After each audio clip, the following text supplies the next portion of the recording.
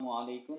मेरा नाम सैयद वकार हुसैन शाह है और मैं आपको अपने यूट्यूब चैनल वकार वाल विशर में खुश आमदीद कहता हूँ और अपनी क्लास का आगाज़ सूरह बकरा की आयत नंबर 230 से लेकर 232 तक करते हैं। तर्जमा। फिर अगर उसको तीसरी बार तलाक दे दे तो अब उसके लिए हलाल नहीं जब तक कि वो औरत उसके सिवा दूसरे से निकाह न करे।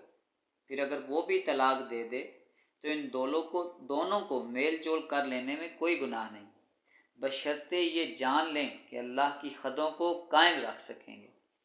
ये अल्लाह ताला की हदूद हैं जिन्हें वो जानने वालों के लिए बयान फरमा रहा है। जब तुम औरतों को तलाक दो और वो अपनी इद्दत ख़त्म करने पर आएं तो अब उन्हें अच्छी तरह बसाओ या भलाई के साथ अलग कर दो और इन्हें तकलीफ पहुंचाने की गर्ज से जुल्म और ज्यादती के लिए न रोको। जो शख्स ऐसा करे उसने अपनी जान पर जुल्म किया। तुम अल्लाह के एहसान को हंसी खेल न बनाओ और अल्लाह का एहसान जो तुम पर है याद करो और जो कुछ किताबों हिकमत उसने नाजल फरमाई जिससे तुम्हें नसीहत कर रहा है उसे भी, और अल्लाह ताला से डरते रहा करो और जान रखो कि अल्लाह ताला हर चीज़ को जानता है। और जब तुम अपनी औरतों को तलाक दे दो और वो अपनी इद्दत पूरी कर लें तो इन्हें इनके खावंदों के से निकाह करने से न रोको जबकि वो आपस में दस्तूर के मुताबिक रजामंद हो। ये नसीहत इन्हें की जाती है जिन्हें तुम में से अल्लाह ताला पर और क़यामत के दिन पर यकीन व ईमान हो। इसमें तुम्हारी बेहतरीन सफाई और पाकीज़गी है और अल्लाह ताला जानता है और तुम नहीं जानते। सदक़ल्लाहुल अज़ीम। प्यारे बच्चों, आज की क्लास में exercise 6.2 question number 1 part A, B और सी को सॉल्व करेंगे।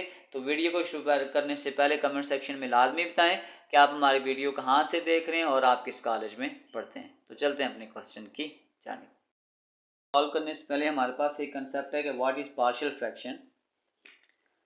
A partial fraction is a simpler fraction obtained by breaking down a complex fraction। यानी कि आपके पास एक कॉम्प्लेक्स फ्रैक्शन है, उसको हम सम ऑफ स्मॉलर फ्रैक्शन में जब सम अप करेंगे तो उसको अक्सर हम इसको सॉल्व भी कर सकते हैं या इसको इंटीग्रेशन से भी सॉल्व कर सकते हैं। एक बिल्कुल सिंपल एग्जांपल लेते हैं।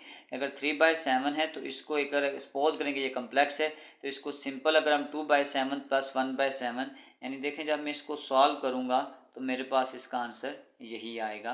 अगर कम्प्लेक्स फ्रैक्शन हो जैसे इस तरह है तो यहाँ पे हम इसको ए और बी की फॉर्म में लिखते हैं, फिर इसको सॉल्व करके हम ए और बी के आंसर को निकालते हैं। तो इस कंसेप्ट को हम कहते हैं कि ये हमारे पास पार्शियल फ्रैक्शन है। तो अब क्वेश्चन को सॉल्व करते हैं कि किस तरह हम पार्शियल फ्रैक्शन के क्वेश्चन को सॉल्व कर सकते हैं। चलते हैं पार्ट ए की जानिब। ए पार्ट नंबर ए में आपके पास ये एक पार्शियल फ्रैक्शन के तरीके से हमने इसको सॉल्व करना है। तो ये एक लीनियर इक्वेशंस हैं, यानी x की पावर 1 है तो इसको तो बिल्कुल सिंपल तरीके से सॉल्व करेंगे पहले कि x ओवर x माइनस 3, यानी अगर हमने कहा था इसको पार्शियल फ्रैक्शन में तोड़ें तो उसको हमने वक्ती कहा था कि a और b है तो इसको हम यूँ लिखेंगे a over x plus b over x plus 3। इसका नेक्स्ट कंसेप्ट आपने ये करना होता है कि जो आपके पास एलसीएम है उस एलसीएम को आपने सब तरफ मल्टीप्लाई करना है। तो ये आ जाएगा multiply x into x plus 3 on both side. ये आ जाएगा, ये अच्छा आपके पास माइनस है x into x minus 3, x into x minus 3 multiply 1 over x into x minus 3 which is equal to x into x minus 3 a over x plus x into x minus 3 b over x minus 3। ये x minus 3 से cancel, ये x इस x से cancel, ये आ जाएगा 1 और ये x इस x से कैंसिल, ये आ जाएगा a के साथ x minus 3 और x माइनस 3 से कैंसिल, तो ये आ जाएगा b के साथ x। इसका नाम हम रखते हैं कि ये आपके पास इक्वेशन नंबर 1 है। उसके बाद आपके पास x के सिंपल जैसे ये x माइनस 3 है, अगर मैं इसको एक x के 0 के इक्वल रखता हूँ यानी x minus 3 is equal to 0 तो इसका मतलब जो x का आंसर है वो 3 है। पुट करेंगे इक्वेशन नंबर 1 में। तो अगर हम यहाँ 1 में इसको पुट करते हैं तो ये आपके पास आ जाएगा 1 is equal to a, x की जगह आपके पास आ जाएगा 3 माइनस 3, b की जगह आ जाएगा 3 प्लस 3 माइनस 3, ये फैक्टर 0 हो जाएगा। 1 इज इक्वल टू 3b। तो फिर हम ये कह सकते हैं जो b का आंसर है वो आपके पास है 1/3। दूसरी दफ़ा x के साथ यहाँ कुछ नहीं है तो समझें 0 है। तो अगर मैं x की जगह 0 पुट करता हूँ, put x is equal to 0 equation number 1। दोबारा से इक्वेशन 1 में 0 पुट करते हैं जहाँ पे x आता है, तो ये आ जाएगा 1 is equal to a 0 minus 3 plus b into 0। यहाँ आ जाएगा 1 is equal to minus 3a implies that ये आ जाएगा a is equal to minus 1/3। तो ये जो a और b कांस्टेंट हमने निकाले हैं इसको हम दोबारा वहाँ पे पुट करते हैं।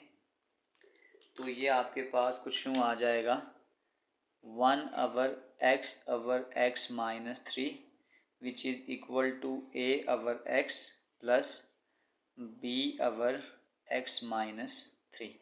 ए और बी का आंसर पुट कर दें, ये आ जाएगा minus 1/3x plus 1/3 into x minus 3। अब हम इसको इस इंटीग्रल में पुट करते हैं। क्वेश्चन को अगर हम दोबारा लिखें, ये आ जाएगा 1/x into x minus 3 dx। तो इस पूरे की जगह हम इसको u लिख सकते हैं कि ये आपके पास u लिखा हुआ है minus 1/3x plus 1/3x minus 3 into dx आ जाएगा।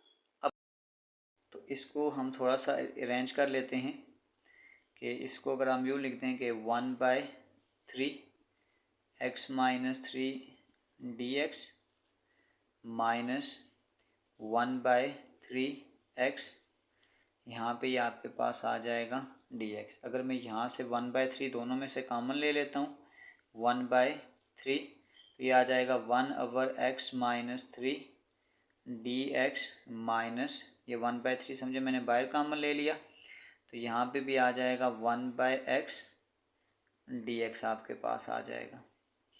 ये आपके पास 1/3 बाहर आ गया। अगर किसी भी फंक्शन का जो डेरिवेटिव वो ऊपर है यानी x माइनस 3 का अगर मैं डेरिवेटिव लूँ तो ये 1 है, तो इंटीग्रेशन में ये लॉग हो जाएगा। तो ये आपके पास आ जाएगा log of x minus 3 minus, अब x का डेरिवेटिव 1 है तो इसको भी मैं लॉग में लिख सकता हूँ। ये आ जाएगा लॉग ऑफ x, यहाँ पे आप इसको कर दें प्लस c, ये आ जाएगा 1/3।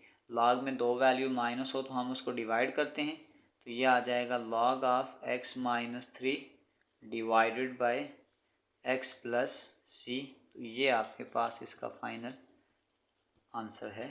तो चलते हैं इसके पार्ट बी की जानिब। 2 को सॉल्व करने से पहले हमारे पास एक कंसेप्ट है उसको भी डिस्कस कर लेते हैं। आपके पास होता है एक होता है प्रॉपर फंक्शन। अब आपके पास प्रॉपर फ्रैक्शन को अगर इन शॉर्ट में हम लिखना चाहें तो इसमें आप यूँ याद रख लें कि डिग्री ऑफ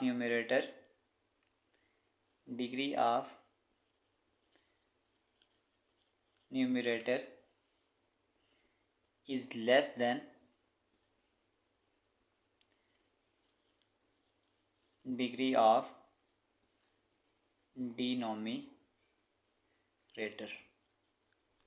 इसकी कॉमन एग्जांपल अगर हम यूँ ले लें कि अगर हम इसको यूँ लिख देते हैं x/x² प्लस 1, तो अब आपके पास ऊपर पावर छोटी है नीचे पावर बड़ी है, तो इस तरह का अगर आपके पास सिनेरियो हो तो इसको हम कहते हैं कि प्रॉपर फ्रैक्शन है। लेकिन अगर आपके पास एक इम्प्रॉपर फ्रैक्शन हो,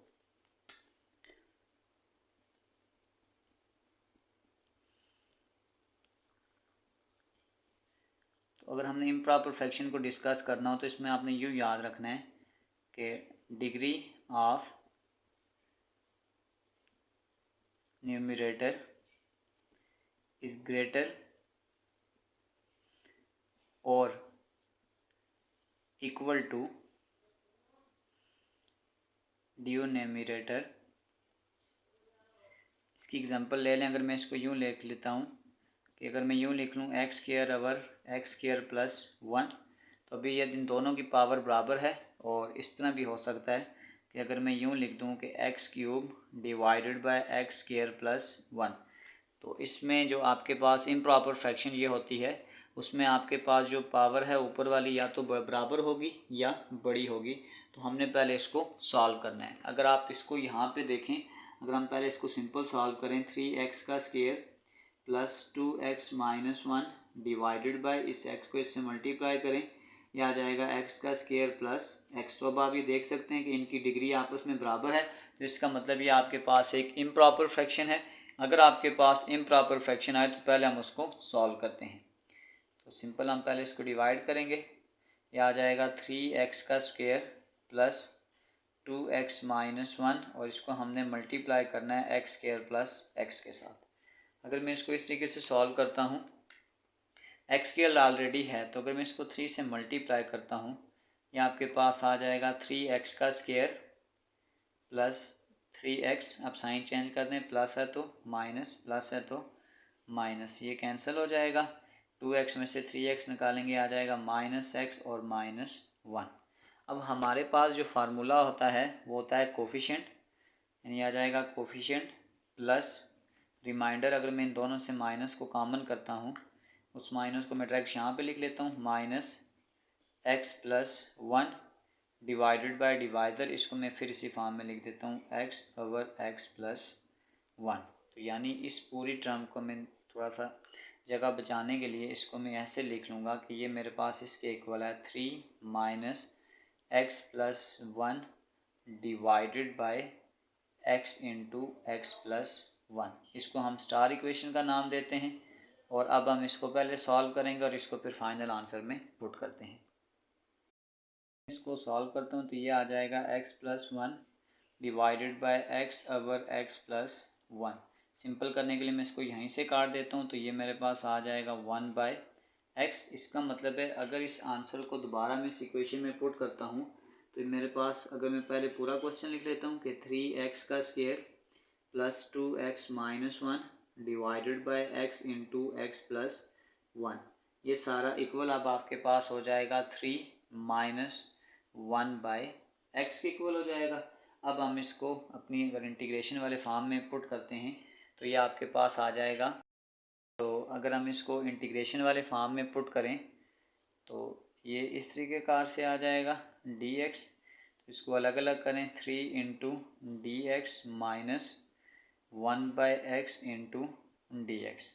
अगर मैं इस 3 को यहाँ से बाहर लाऊं तो 1 की इंटीग्रेशन आपके पास x होती है, तो ये आ जाएगा 3x, x का डेरिवेटिव 1, तो इसको मैं लॉग में लिख सकता हूँ। ये मेरे पास आ जाएगा log of x plus c। तो हमारे पास जो कंप्लीट आंसर आ जाएगा वो आपके पास पार्ट 2 का आंसर ये है। चलते हैं हमारी exercise 6.3 part number A, B और सी कंप्लीट सॉल्व हो चुके हैं। आखिर में मैं एक प्लेलिस्ट लगा दूंगा, उस प्लेलिस्ट में जाकर आप किसी भी वीडियो को विज़िट करना चाहें तो आसानी से विज़िट कर सकते हैं। आखिर में एक छोटा सा मैसेज अपने देखने और सुनने वालों के लिए, तेरे तकब्बर से भी गुस्ताख है लहजा मेरा, तेरे तकब्बर से भी गुस्ताख है लहजा मेरा, मेरा ज़र्फ ना आज़मा मुझे खामोश रहने दे। प्यारे बच्चों, अपना बहुत सारा ख्याल रखें। मिलते हैं अगली वीडियो में, तब तक के लिए अल्लाह हाफ़िज़।